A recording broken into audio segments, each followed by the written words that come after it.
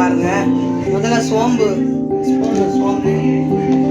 மிளகுத்தூள், மிளகு ஜீரகம் 2 அரைச்சது 2 ஸ்பூனு போட்டிருக்கேன். அப்புறம் வெங்காயம், தக்காளி, இந்த மல்லித்தலை காம்பு 2 பச்சை மிளகாய் 2 உடச்சி போட்டுக்கலாம். இஞ்சி பூண்டு பேஸ்ட் அரைச்ச மீது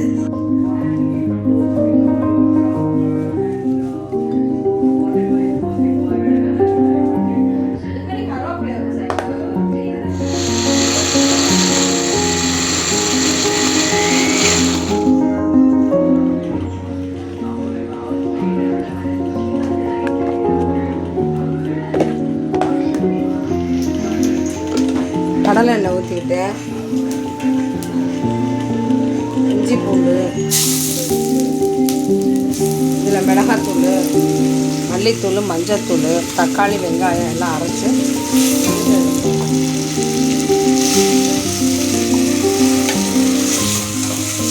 நல்லா வதக்கணும்.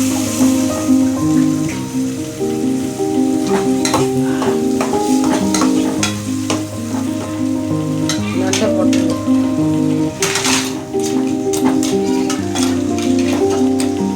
தேங்காய் அரைச்சி பால் எடுத்து ஊற்றணும். இதெல்லாம் அரைச்சிருக்கோம் போட்டு சோம்பு, மிளகாத்தூள்,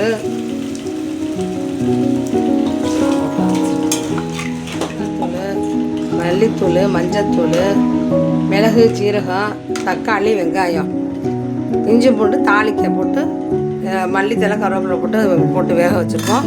தேங்காய் பால் எடுத்து இன்னி ஊற்றணும். எல்லாம் போட்டு மசாலாலாம் போட்டு விரட்டி விட்டாச்சு.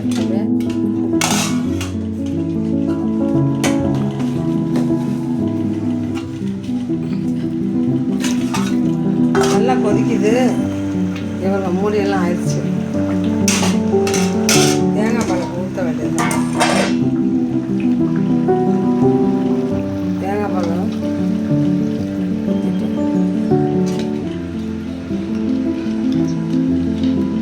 நல்லா இப்போ அது கொதிச்சு கொஞ்சம் சுண்டணும் குழம்பு.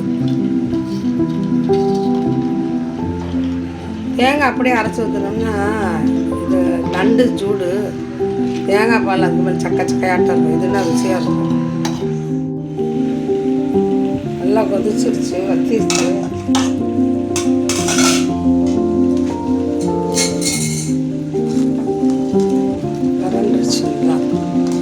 நல்லா பிறண்டுருச்சு. தேங்காய் பால் ஊற்றி இதை விட என்ன கட்டியாகணும்.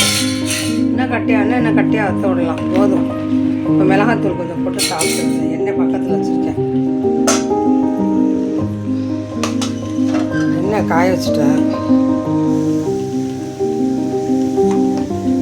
நல்லா காட்டாஞ்சாட்டமாக சளிக்கு நல்லா